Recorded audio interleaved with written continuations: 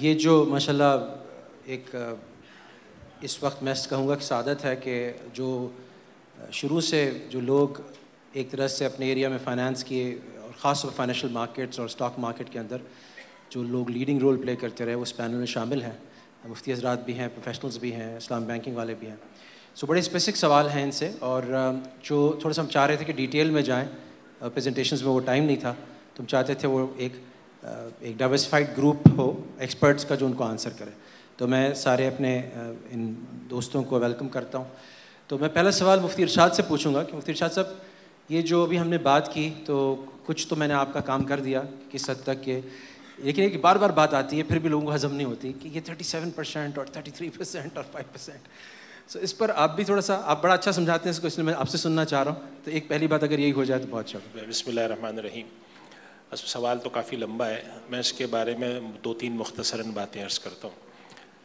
جب Islamic finance کے اوپر دنیا میں کام شروع ہوا، اور جو صحیح معنوں میں 1980 کے بعد شروع ہوا، پاکستان میں، دنیا کے اور ممالک میں، ملائیشیا میں، انڈونیشیا میں، سینیگال میں، افریقن عرب، ان سب کنٹریز میں Islamization of banking, Islamization of economy پر کام شروع ہوا. تو اس زمانے میں علماء کے سامنے یہ صورتحال آئی کہ معاشرے کے اندر پورے کا پورا فائنینشیل سسٹم یہ انٹرسٹ بیسڈ ہے. پوری کے پورا جو ہمارا جائز کاروبار کرنے والے جو کارپوریشنز ہیں وہ بھی ظاہر ہے کہ فائنینشیل سسٹم کے ساتھ ایسوسیٹیڈ ہیں، تو وہ ان سے لین دین کرتے ہیں. تو ایسے میں ہمارے یہاں 2 موقف سامنے آئے. تو پہلا موقف تھا وہ یہ تھا کہ جب تک کوئی چیز 100% حلال نہ ہو اس کو حرام ہی کہا جائے، اس کے بارے میں کسی قسم کی کوئی گنجائش نہیں دینی چاہیے. اور مدتوں بعد علماء کرام کے سامنے ایک صورت آئی، اور وہ یہ صورت آئی کہ جب کسی نظام کو 100% بدلنا ممکن نہ ہو، اور یہ تجربے سے ثابت بھی ہوا.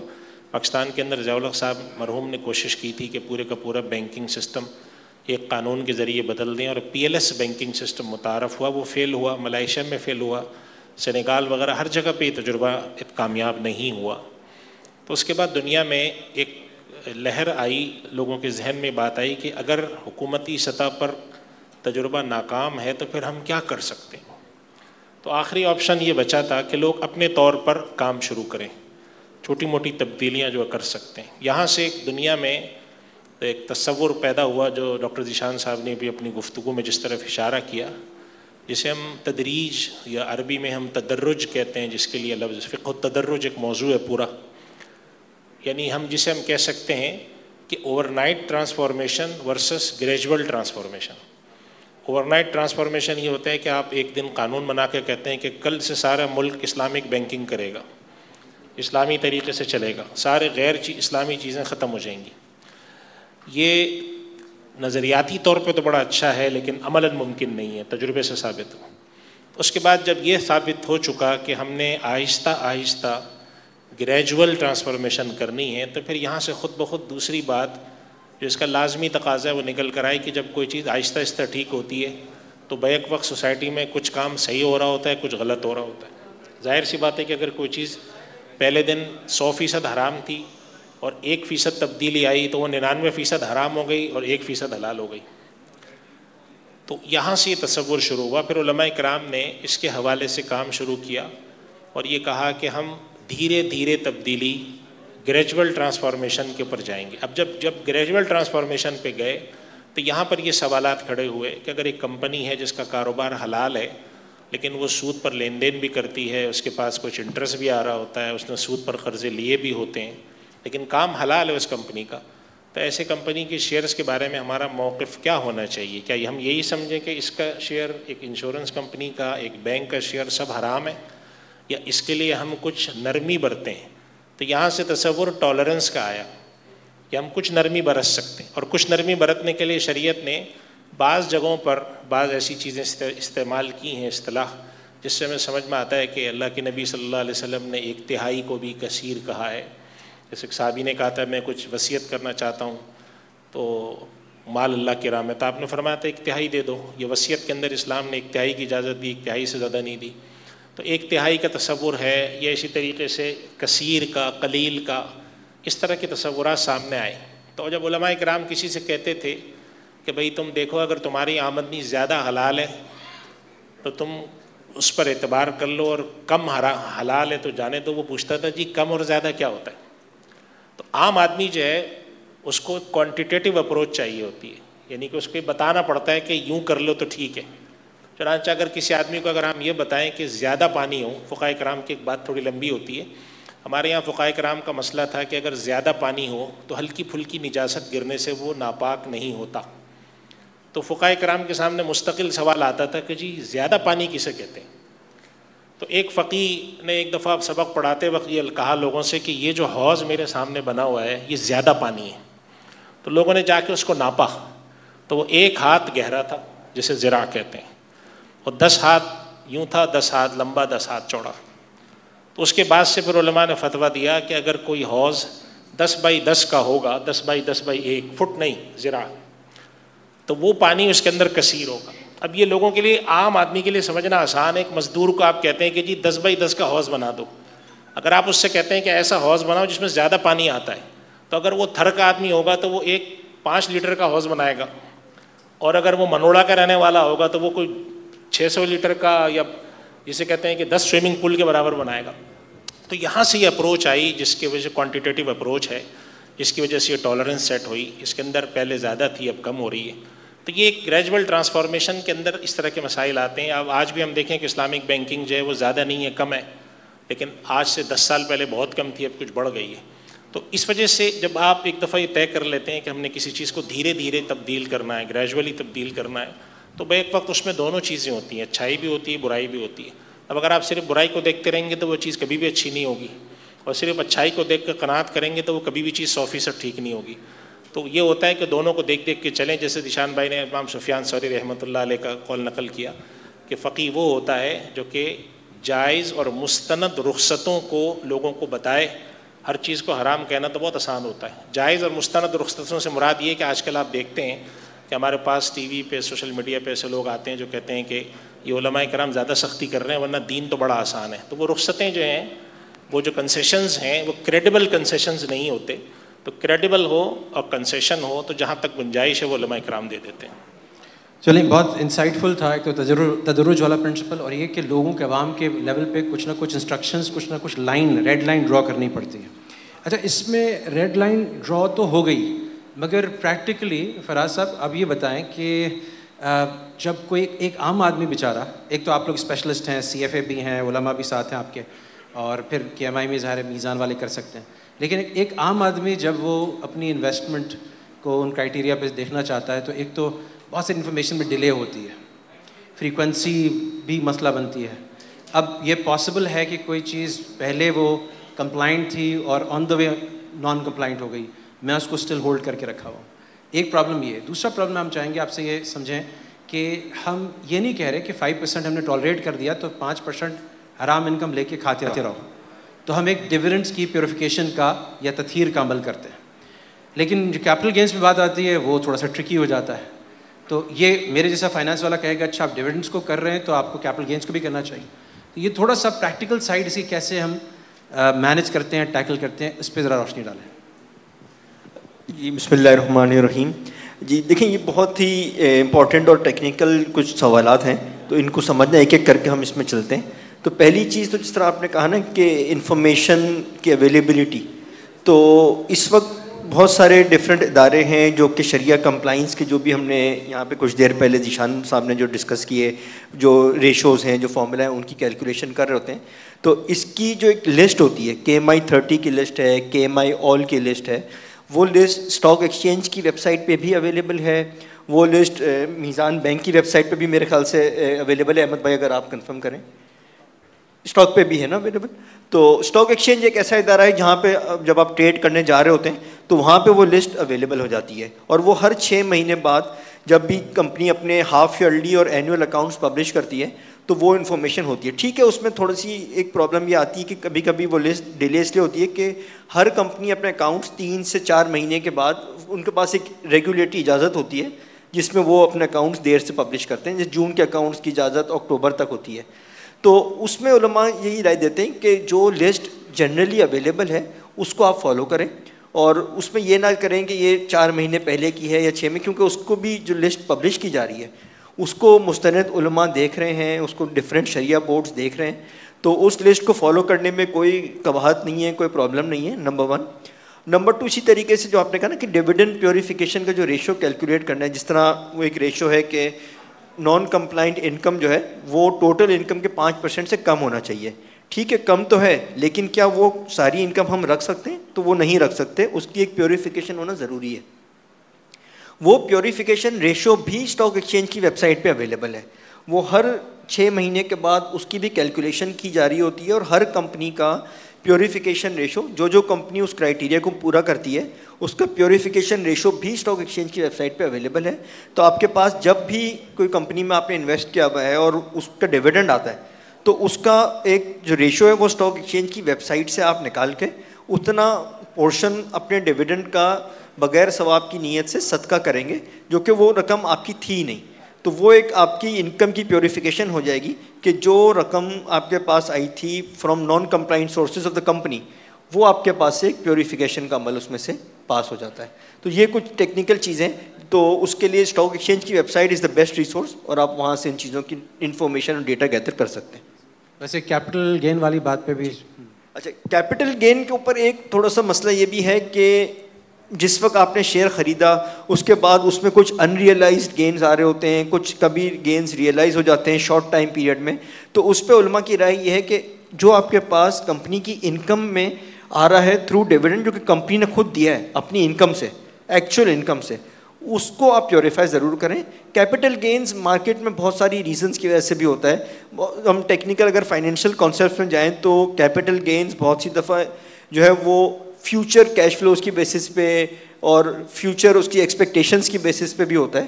تو اس وجہ سے علماء کہنا ہے کہ جو ایکچوئل کمپنی کی انکم میں سے پورشن آپ کے پاس آیا ہے اس کو پیوریفائی کرنا ضروری ہے. صحیح. یہ بھی میں بتا دوں آپ لوگوں کو کہ فراز جو ہیں فار اے لیونگ رات دن یہ کام کرتے ہیں اور اس میں انویسٹ کرتے ہیں, اور ایک شریعہ کمپلائنٹ بروکریج ہاؤس ہلال کے نام سے چلا رہے ہیں, جس کی کچھ میں نے اور بھی چیزیں آپ کو بتائی تھیں کہ اس میں یعنی بدلہ فائنینسنگ بھی نہیں ہے, مارجن فائنینسنگ بھی نہیں ہے, جو کنوینشنل فائنینسنگ ہے. اور اسی طرح سے اس کے اندر جو شارٹ سیلنگ ہے یا ڈے ٹریڈنگ ہے یا جتنی بھی اور قباحت ہیں وہ بھی اس سے فری ہے. تو میں اب احمد علی صدیقی صاحب سے سوال کروں گا کہ احمد علی ایک بہت ماشاءاللہ اسپرٹ کے ساتھ اسلامک بینکنگ, اسلام بینکنگ کی اشاعت, اسلامک فائنانس کی اشاعت, اور یہ بھی مجھے بہت سعادت حاصل ہے کہ یہ ایک طرح سے میں کہہ سکتا ہوں کہ میں ان کا وہ استاد ہوں عمران عثمانی صاحب کے ساتھ, کہ جنہوں نے احمد کو اس وقت وہ کورس آفر کیا جس کے بعد وہ اسلامک فائنانس میں آئے اور انہوں نے بہت زبردست کام کیا. تو ہم سمجھتے ہیں کہ انشاءاللہ یہ ہمارا صدقہ جاری ہے. احمد, یہ جو کنورژن کی بات ہو رہی ہے 2027 کی ڈیڈ لائنز بھی ہے, میں بھی شریعہ کمیٹی میں اسٹیٹ بینک کی دیکھ رہا ہوں اس کو کلوزلی.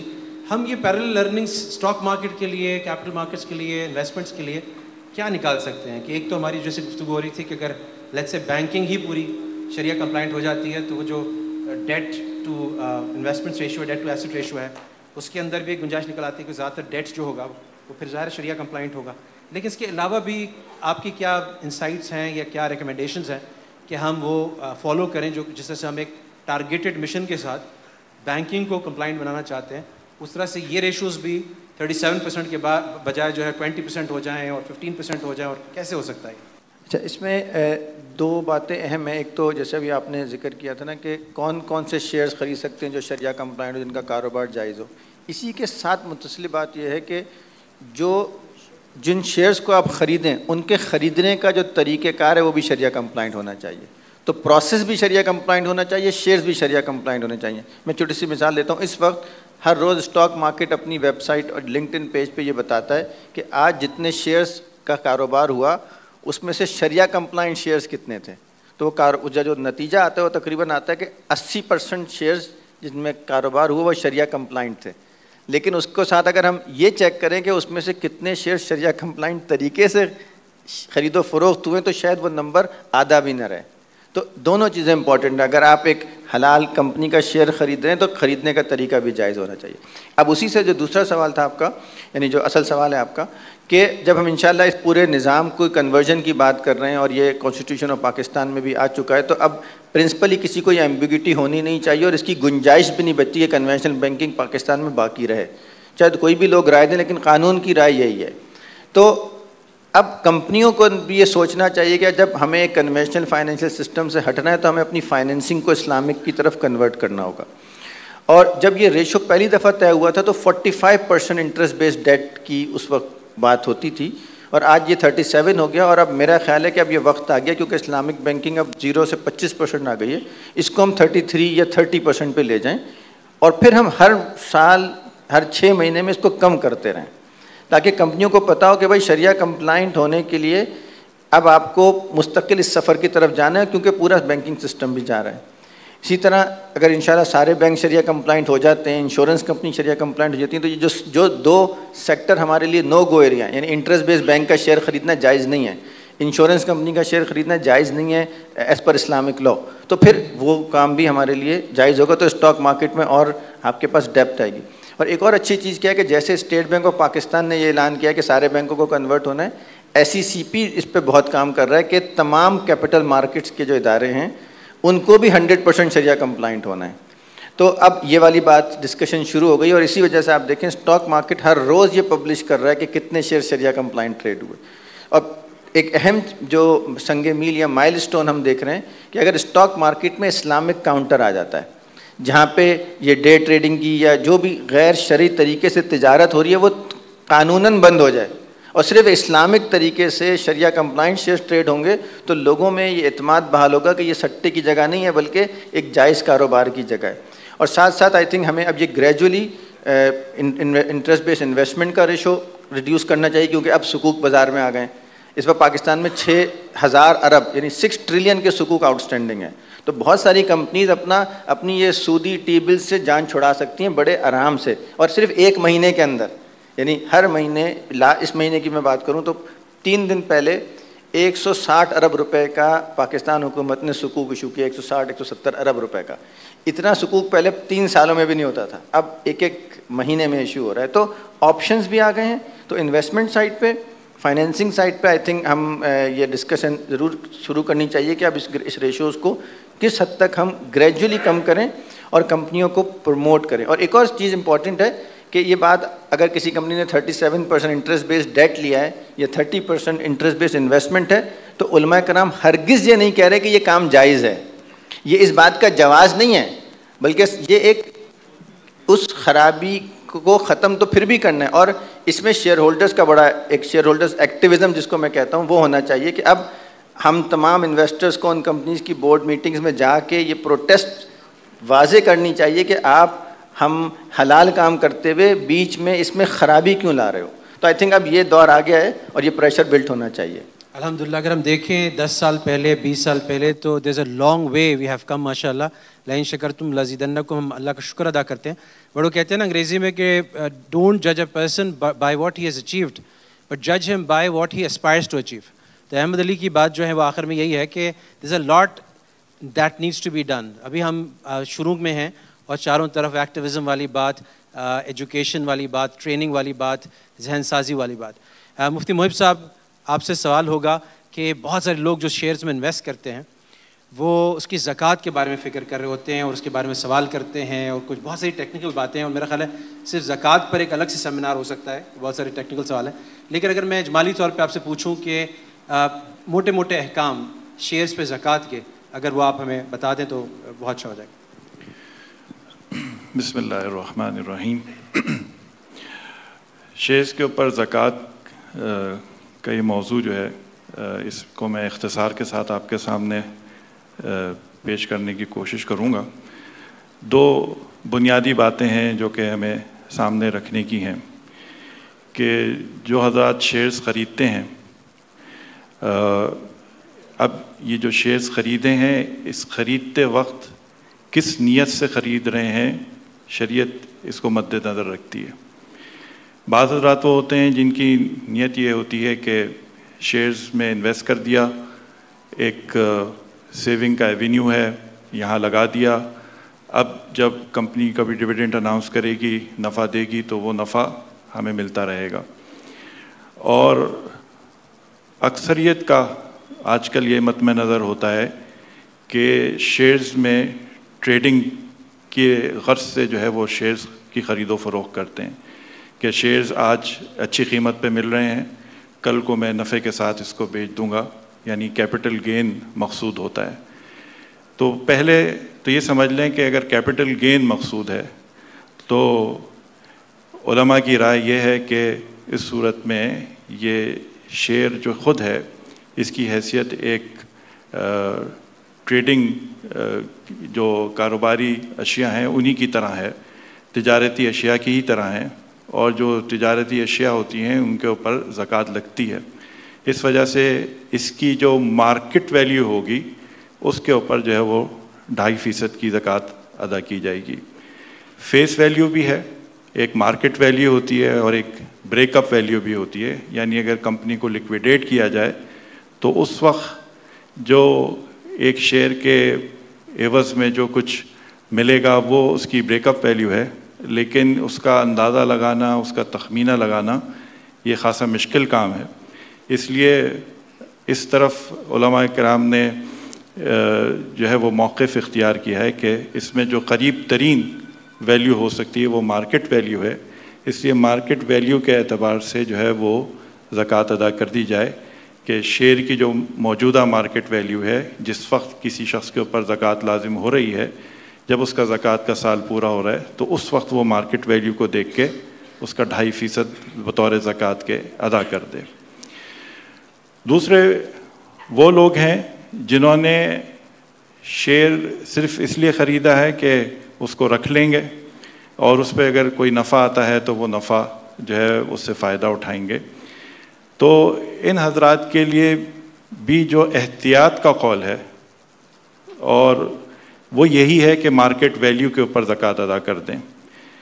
وجہ یہ ہے کہ شیئرز ہمیں پتہ ہے کہ اصل میں یہ کمپنی کے اثاثوں کو ریپرزینٹ کرتے ہیں، اور کمپنی کے جو اثاثے ہیں وہ 2 طرح کے ہیں. ایک وہ ہیں جو جن کے اوپر زکوٰۃ آتی ہے، اور دوسرے وہ ہیں جن کے اوپر زکوٰۃ لاگو نہیں ہوتی. مثال کے طور پہ کمپنی کے جو ٹینجیبل ایسٹس ہیں، جامد اثاثے ہیں، بلڈنگ ہے، مشینری ہے، فرنیچر ہے، ان سب کے اوپر زکوٰۃ نہیں ہے.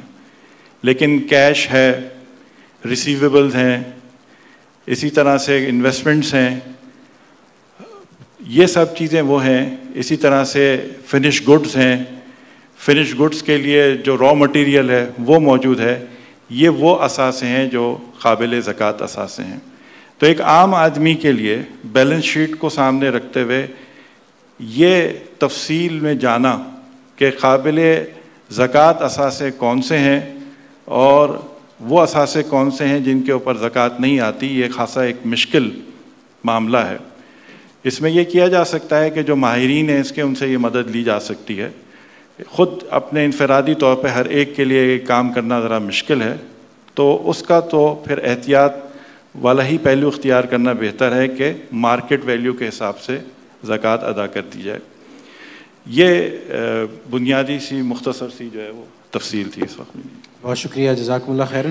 تھوڑا سا ہم نے ٹائم ایکسیڈ کر لیا، ورنہ باتیں تو بہت ساری پوچھنے کی ہیں ان حضرات سے. میں بس ایک اختتامیہ کلمات کے طور پہ اس پینل کے ایک بات کہوں گا کہ جب میں لمز گیا اور وہاں میں نے پڑھانا شروع کیا، اس سے پہلے IBM میں ہم نے شروع کیا تھا مفتی عمران عثمانی صاحب کے ساتھ یہ کورس، اور لمز میں ہم نے 2007 میں شروع کیا تھا. تو مختلف حضرات آتے تھے اور وہ لمز میں پڑھاتے تھے. تو مجھے اندازہ ہوا کہ there is a huge asymmetry in knowledge between the علماء اینڈ دا کامن پیپل. یعنی دونوں کے علم کا جو، یعنی علماء اتنا کچھ جانتے ہیں، اتنی کچھ تحقیق کر رہے ہیں، اور دوسرے جو لوگ ہیں عام لوگ، وہ بالکل ان کو ان چیزوں کی خبر بھی نہیں ہے، اس احتیاط کو بھی نہیں سمجھتے، اس ریگر کو بھی نہیں سمجھتے. تو مجھے بڑی خوشی ہوئی. خود بھی میں نے حضرت شیخ تقی عثمانی صاحب کے کہنے پہ ایک مدرسے کا سفر، جنہوں نے کہا کہ اسلامک فائنانس میں آگے جانا ہے تو تمہیں فقہ بھی سیکھنی پڑے گی، عربی بھی سیکھنی پڑے گی. تو میں نے مدرسے کا سفر شروع کیا، جو جا کے دارالعلوم میں 2015 ہدایہ اکیڈمی، میں نے جب کراچی آیا تو 2 سال یہاں پر بھی لگائے، اور وہاں پہ لاہور میں ماڈل ٹاؤن میں ایک مدرسے میں پڑھتا رہا. تو اس کے بعد دارالعلوم سے کیا. مجھے اندازہ ہوا کہ کوئی ایسے مدارس ہونے چاہیے، جس طرح سے ہدایہ اکیڈمی ہے، اس طرح سے اور بھی ادارے ہیں، جو پھر اس کام کو کریں کہ جو برج ہے عوام میں اور علماء میں، اس کو ختم کریں.